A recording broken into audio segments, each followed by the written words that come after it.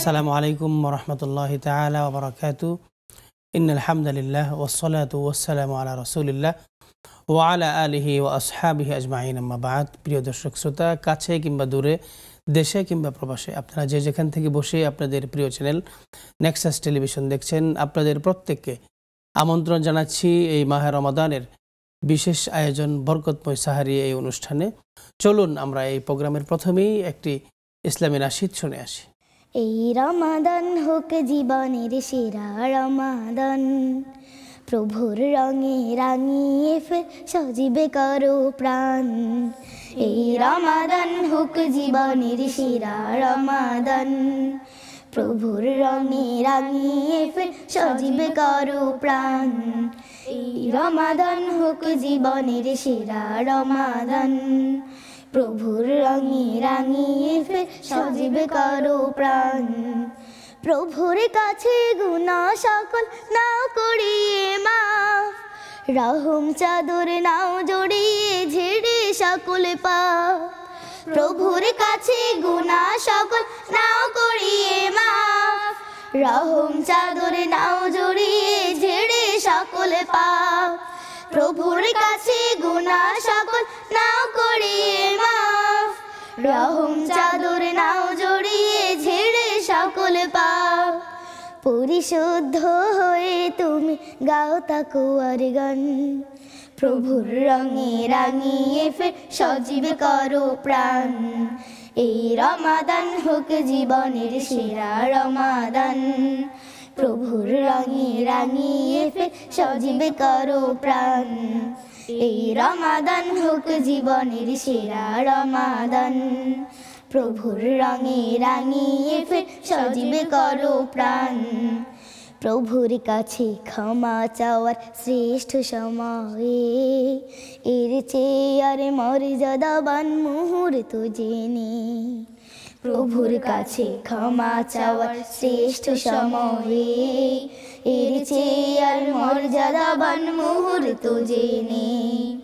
হোক রমাদান মাসে তোমার শ্রেষ্ঠ ইবাদত, প্রভুর ধ্যানে তাহাজ্জুদে কাটাও সকল রাত।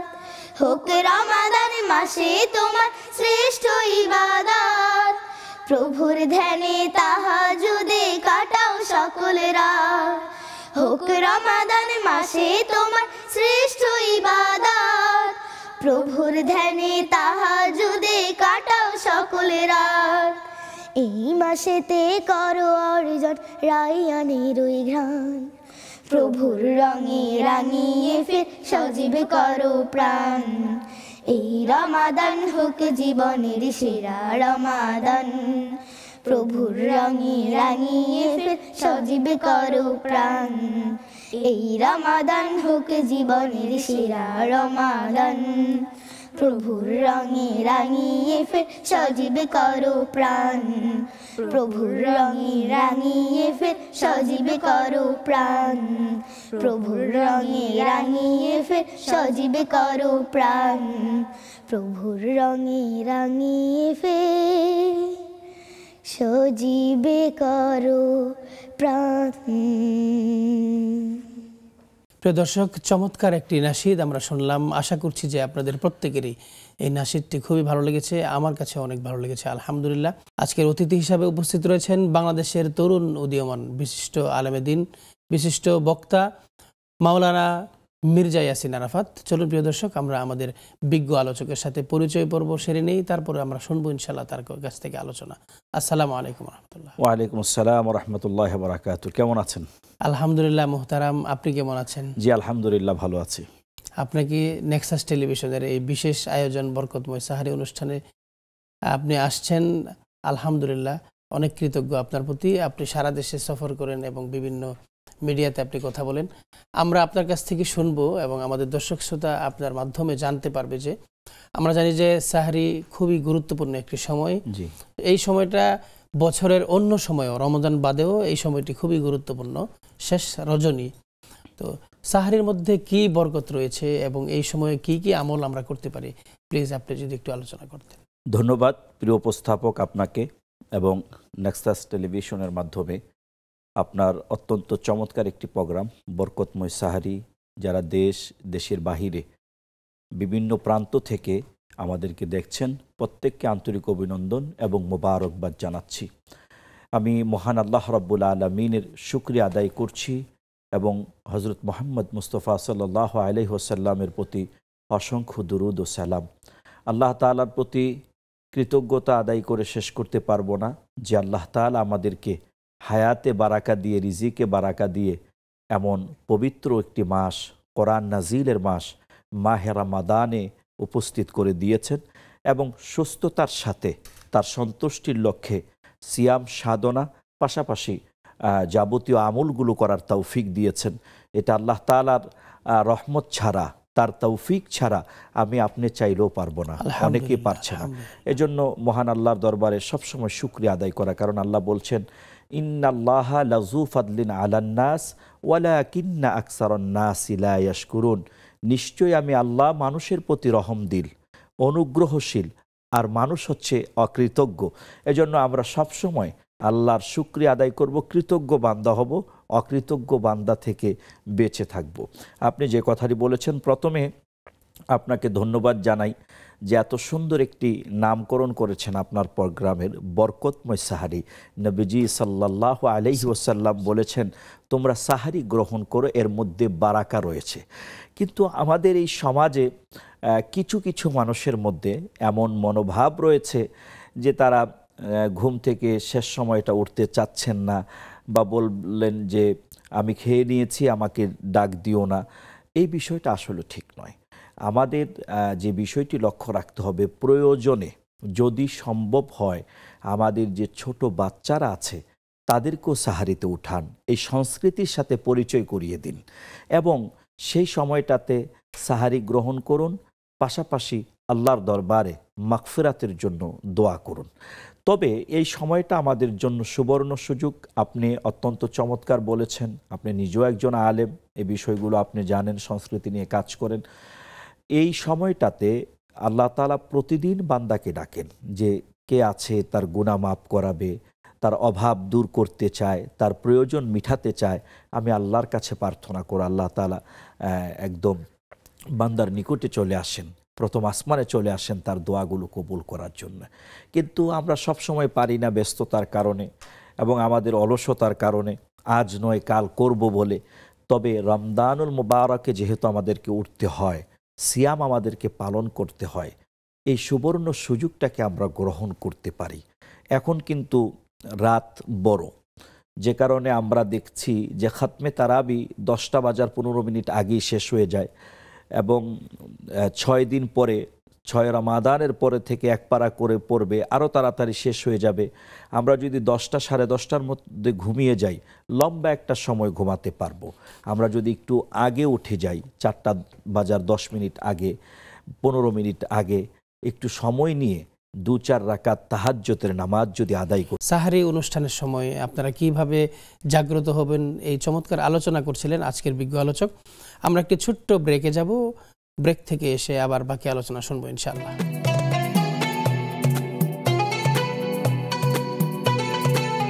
প্রিয় দর্শক শ্রোতা, আমরা বিরতি থেকে আবারও চলে যাচ্ছি আমাদের বরকতময় সাহারি অনুষ্ঠানে। আজকের বিজ্ঞ আলোচক হিসাবে আছেন মির্জা ইয়াসিন আরাফাত। আপনি বলছিলেন যে সাহারির সময় একটু আগে উঠে একটু তেলাওয়াত করা, একটু নামাজ পড়া, আল্লাহর কাছে দোয়া করা, আপনি বলুন প্লিজ। জি, ধন্যবাদ আপনাকে।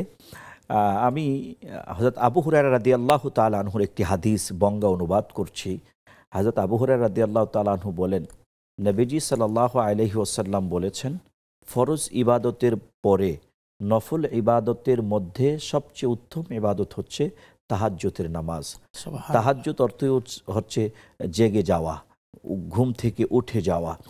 তো এই ইবাদত নবী রাসূল সাহাবা আজমাইন করেছেন, নবীজি সাল্লাল্লাহু আলাইহি ওয়াসাল্লাম নিজে করেছেন এবং সাহাবীদেরকে অনুপ্রাণিত করেছেন। এবং কেউ যদি জান্নাতে যেতে চায়, জান্নাতে তার দরজা খোলা রাখতে চায়, সেজন্য তাহাজ্জুদের আমল করে, তাহলে রমাদানুল মুবারক মাসে এই সুযোগটি আমাদের জন্য বেশি আসছে। আল্লাহ নিজেই কোরআনুল কারীমে বলছেন, ওয়া মিনাল লাইলি ফাতাহাজ্জাদ বিহি নাফিলাতাল লাকা আসা আইয়াবআসাকা রাব্বুকা মাকামাম মাহমুদা। আল্লাহ তার হাবিবকে বলছেন, প্রিয়তম, আপনি রাতের কিছু অংশ ইবাদতের মধ্যে কাটিয়ে দিন, আমি আল্লাহ আপনাকে মাকামে মাহমুদে পৌঁছে দেব, সম্মানিত স্থানে। তো নবীজি সাল্লাল্লাহু আলাইহি ওয়াসাল্লাম 4 রাকাত, 8 রাকাত, 12 রাকাত পর্যন্ত, এবং নফলের কোনো সীমাবদ্ধতা নেই, 2 রাকাত করে করে যতটুকু আপনার দ্বারা সম্ভব হয়। এখানে একটি ভুল মেসেজ মানুষ নিয়েছে বলে আমার কাছে মনে হয়, আমি যতটুকু বুঝতে পেরেছি, অ্যানালাইজ করেছি, যে অনেক মা বোনেরা, বিশেষ করে গ্রামগঞ্জের কিংবা আমার মা বোনেরা মনে করেন 12 রাকাতের কম মনে হয় পড়লে তাহাজ্জুদ হবে না, এই ক্ষেত্রে লম্বা একটা সময়ের প্রয়োজন, লম্বা রাকাত এই মনে করে অনেকে পড়ে না। না, আপনি 2, 4, 6, 8, 12 রাকাত, তবে রাসূল সাল্লাল্লাহু আলাইহি ওয়াসাল্লাম 4 রাকাত, 8 রাকাত, 12 রাকাত এভাবে করে পড়তেন। তো আপনি একটু আগে যদি জেগে যান তাহলে কিন্তু আপনি এই সুযোগটি হারাবেন না, এবং এটি একটা গুরুত্বপূর্ণ সময় এবং গুরুত্বপূর্ণ একটি ইবাদত।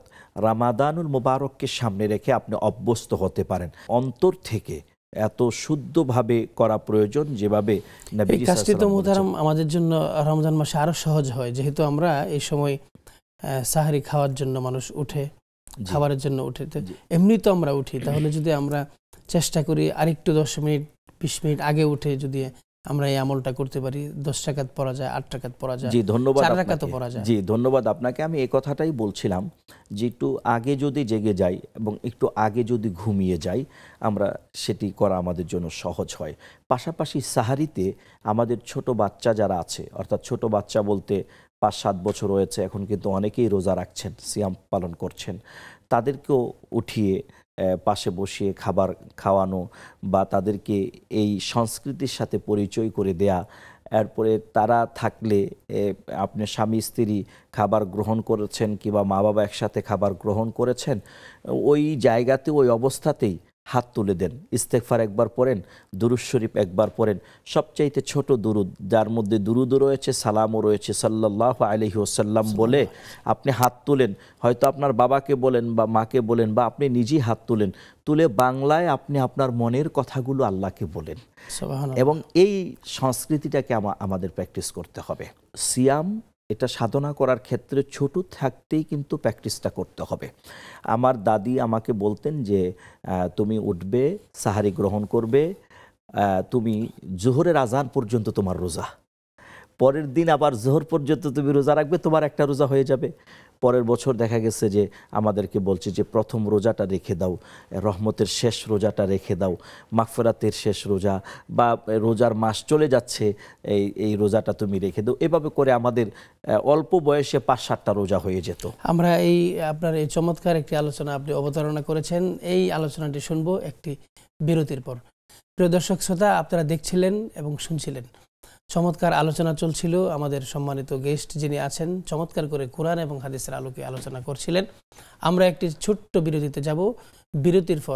বিরতির পর আবারও ফিরে আসছি বরকতময় সাহারিতে, আপনারা সঙ্গেই থাকবেন।